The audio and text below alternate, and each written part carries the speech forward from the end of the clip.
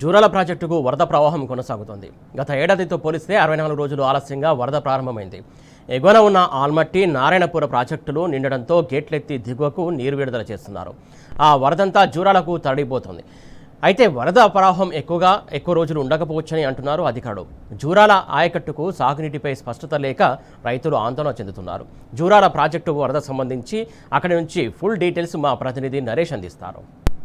చిత్తూరు జిల్లా వరప్రదాయని జూరాల ప్రాజెక్టుకు వరద ప్రవాహం కొనసాగుతుంది. ఎగువనున్నటువంటి ఆల్మట్టి, నారాయణపుర ప్రాజెక్టుల గేట్లెత్తి దిగువకు నీటిని విడుదల చేస్తుండడంతో జూరాల ప్రాజెక్టు వద్ద ఇన్ఫ్లో 26,000 క్యూసెక్కులుగా నమోదవుతుంది.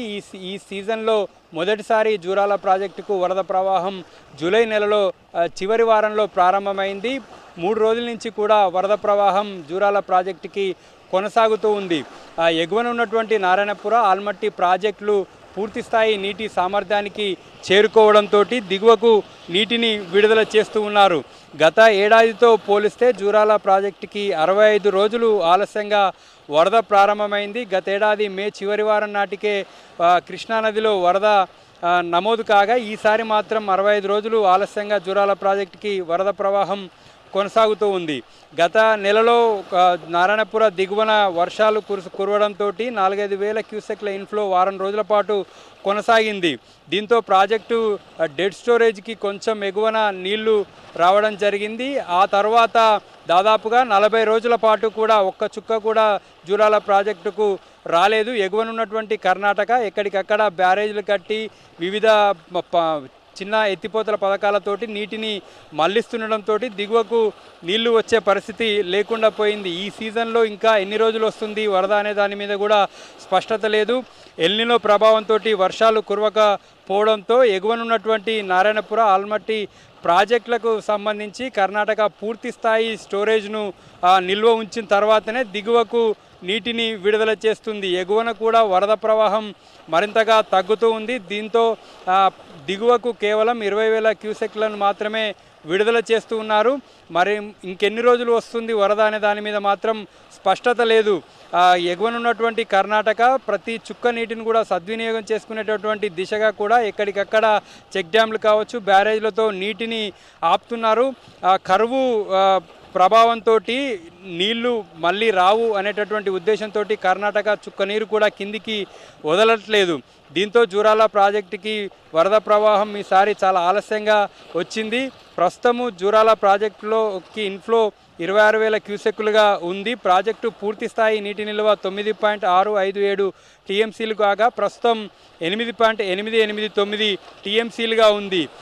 ప్రాజెక్టు అవుట్ఫ్లో 32,000 క్యూసెక్కులుగా ఉంది. పవర్ హౌస్ 4 యూనిట్ల ద్వారా విద్యుత్ ఉత్పత్తి కొనసాగుతుంది. జూరాల ప్రాజెక్టు మీద ఆధారపడి ఉన్నటువంటి ఎత్తిపోతల పథకాలకు నీటి పంపింగ్ నిన్నటి నుంచి ప్రారంభమైంది. 3 రోజుల నుంచి వరద ప్రారంభం కాగా ఎత్తిపోతల పథకాలను ప్రారంభించి ఆయా రిజర్వాయర్లను అధికారులు నీటిని పంపింగ్ చేసి నింపేటటువంటి ప్రయత్నం చేస్తూ ఉన్నారు.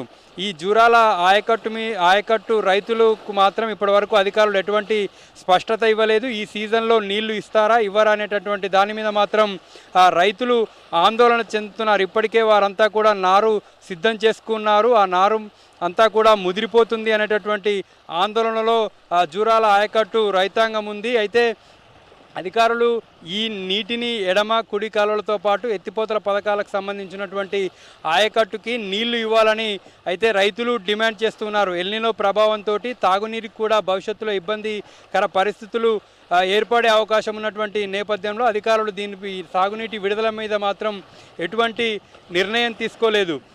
రైతులు మాత్రం సాగునీటిని విడుదల చేయాలని అంటున్నారు. ఒకవేళ సాగునీటిని విడుదల చేస్తే పంట చివరి దశ వరకు నీళ్లు ఇస్తారా ఇవ్వరా అనేటటువంటి దాని మీద కూడా స్పష్టత లేదు. అధికారులు వెంటనే ఈ ఎల్నినో ప్రభావము దీని ఉన్నటువంటి ప్రాజెక్టులో ఉన్నటువంటి నీళ్లు ఎన్ని రోజులకు సరిపోతాయి ఏంటి అనే దాని మీద ఒక అంచనాకు వచ్చి రైతులకు సాగునీటి విడుదల చేయాలని స్థానికంగా ఉన్నటువంటి రైతులైతే డిమాండ్ చేస్తున్నారు. అధికార యంత్రాంగం ఇప్పటి వరకు ఈ ప్రాజెక్టు నీటి విడుదల మీద మాత్రం ఎటువంటి నిర్ణయం తీసుకోలేదు. సాధ్యమైనటువంటి తొందరగా నిర్ణయం తీసుకోవాలని రైతులు కోరుతున్నారు.